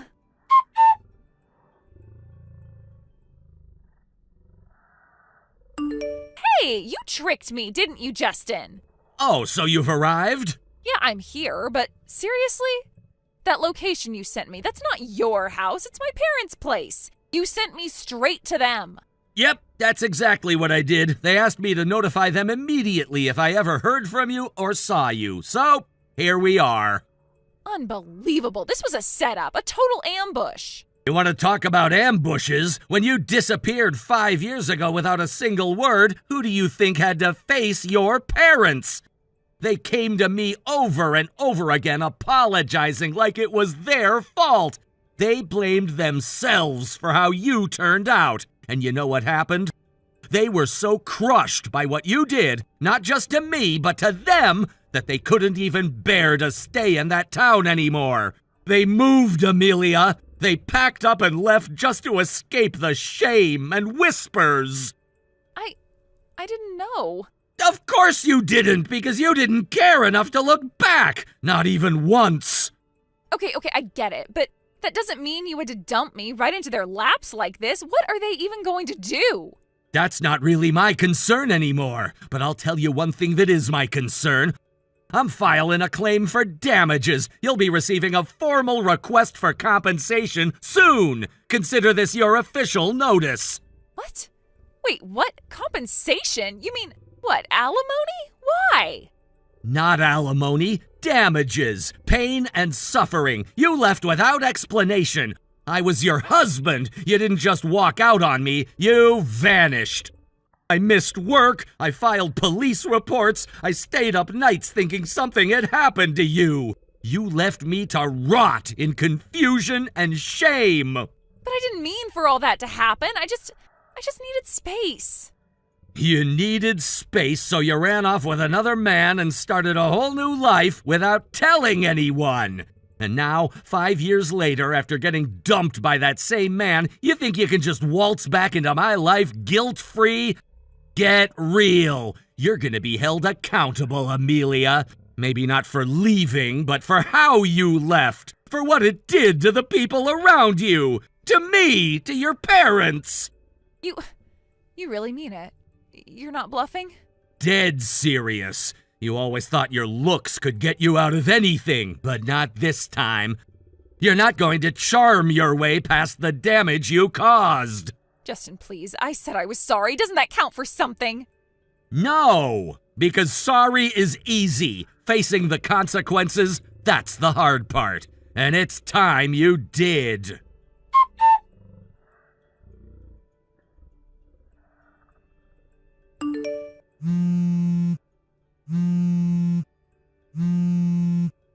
Justin? What the hell is this? You're seriously sending me a formal notice for compensation? Ah, so the certified letter arrived, right on time. Stop playing games and explain this. You're suing me for what exactly? Infidelity, plain and simple. I'm claiming damages for emotional distress caused by your affair. Excuse me? Are you serious? You can't sue me now. It's been way too long. There's a statute of limitations, Justin. You had 3 years to make a claim. It's been 5. Your little revenge stunt is legally useless. It's cute how confidently wrong you are. You must have Googled half an article and thought you knew the law.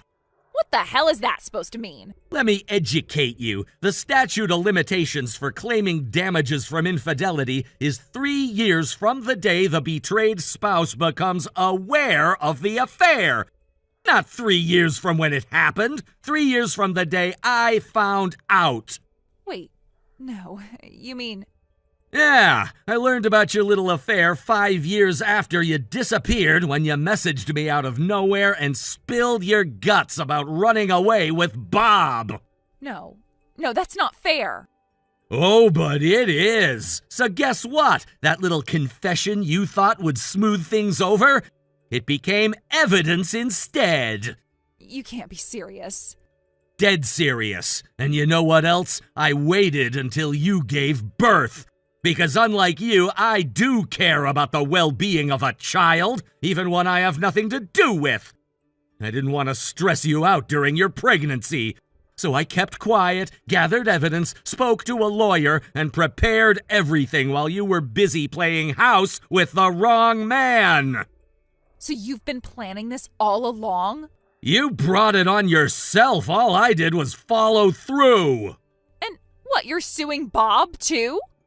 Oh yeah, he's getting his own letter, but that's not even the best part. What? Bob's wife? Yeah, turns out he's engaged to someone else. Didn't mention that, did he? Well, she's filing for compensation too, because according to the law, she qualifies as a victim of infidelity during their engagement. So he's about to get burned from both ends. He never said anything about being engaged. You just handed me his full name and history on a silver platter. Bob, my ex from high school, you said. So I asked your parents to dig up their old yearbooks, cross-referenced the name, gathered photos, collected what I needed. Your parents were surprisingly cooperative. My parents? You got them involved? They were more than willing. They believe you should finally face the consequences for all the pain you caused. In fact, they've made their own arrangements. What arrangements? They told me they've lined up a job for you at a friend's store. You'll be working there once your recovery period ends. They're also gonna manage your paychecks, every last cent, until you finish paying off your debt. Are you serious? Very. You should be thanking them, honestly. They're saving you from worse. You can't do this. I didn't think it would go this far. I didn't even think you'd still care enough to come after me. I don't care. Not anymore. But just because I let go emotionally doesn't mean I'll let go legally. You don't get to walk away and leave people broken, Amelia. Not without paying the price. You said you cared about the baby. Why are you doing this now? Don't you feel even a little sorry for me? I said I cared about the child, not you. And no, I don't feel sorry. I feel relieved that I finally have the means to hold you accountable. The years you stole from me, the betrayal, the shame, this is justice, not revenge. I can't believe this. Believe it and get ready, because this is only the beginning.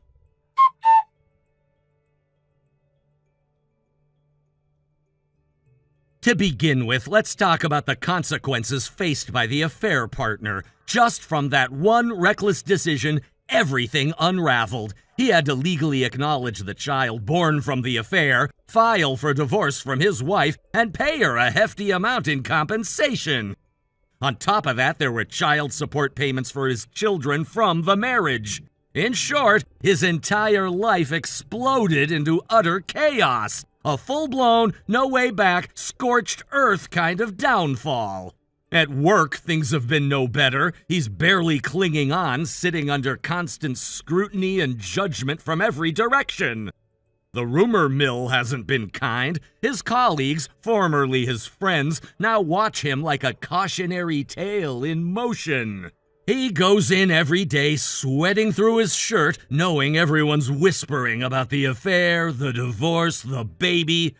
Still, he grits his teeth and holds on. He can't afford to lose the job. His financial obligations are mounting, and with everything he's now responsible for, quitting isn't even an option. It's a steep price for a fleeting pleasure, but that's karma. And then there's my ex-wife. She vanished with an alarming degree of nonchalance, as if she truly believed she could run from the mess she created. No real plan, no long-term thinking, just a selfish impulse to escape. When we finally tracked her down, thanks to the information I passed along to her parents, she was surprisingly calm about the whole thing. When she was apprehended, her only comment was something like, "Well, at least I got 5 days of peace." No apology, no regret, no understanding of the havoc she had wreaked. She seemed more irritated by her parents' fury than anything else. Apparently, they had exploded on her when they realized the extent of her actions, the betrayal, the irresponsibility, the sheer recklessness. It was as though she couldn't grasp that other people had suffered too. Now she reportedly shows up to her new job crying almost every morning, mascara running, barely holding herself together. She's facing the reality of a life she wasn't ready for, one far less glamorous than the fantasy she'd been chasing. She's not with her affair partner, obviously. That ship sank the moment their actions became public. Instead, she's living with her parents again, reduced to a kind of sulky adolescence. And yes, she has a child now. A child born of that impulsive, destructive affair. To say I'm worried would be an understatement. Frankly, I don't know if someone like her is equipped to be a parent, especially not under these circumstances. But I've heard from reliable sources that her parents are stepping in aggressively. They're involved in everything: feeding schedules, daycare arrangements, doctor visits. It's basically co-parenting, with the grandparents doing the parenting. I can only hope that their involvement leads to something good for the child's sake. After all, none of this is the baby's fault. The child didn't ask to be born into this mess. They deserve love, stability, and guidance. Things that might be possible if the grandparents continue to take the lead. As for me, I'd be lying if I said this entire ordeal didn't leave scars. There are days when I still wake up wondering how everything spiraled so far out of control. But there's also a quiet strength in knowing that I survived it. I didn't retaliate recklessly. I didn't burn down everything in my path. I handled things legally, responsibly, and with dignity. Something neither my ex-wife nor her partner can say for themselves. More importantly, I've been able to start over. I've reconnected with my children, focused on work, and surrounded myself with people who respect boundaries, loyalty, and honesty. That alone is a huge weight lifted off my shoulders. In hindsight, I can see just how fragile the illusion of a perfect life was. All it took was one betrayal to shatter it, but maybe that's a good thing. Because what I'm building now isn't based on illusion. It's not about appearances or surface-level happiness. It's real, hard-earned, and peaceful. Sometimes peace isn't loud or dramatic. It's simply waking up in the morning and not dreading what's coming next. It's knowing the people around you aren't lying to your face. It's sitting down to dinner with your kids and seeing them laugh without tension clouding the air. I may not have everything I thought I wanted years ago, but I have something far more valuable. Freedom from deception, space to grow, and the clarity to see what truly matters. Thank you for watching and listening. We hope you enjoyed the video. Don't forget to like this video and subscribe. Also, feel free to leave a comment about what you thought of the story. We look forward to seeing you at the next story. Thank you for watching. Please subscribe and hit the like button. See you next time.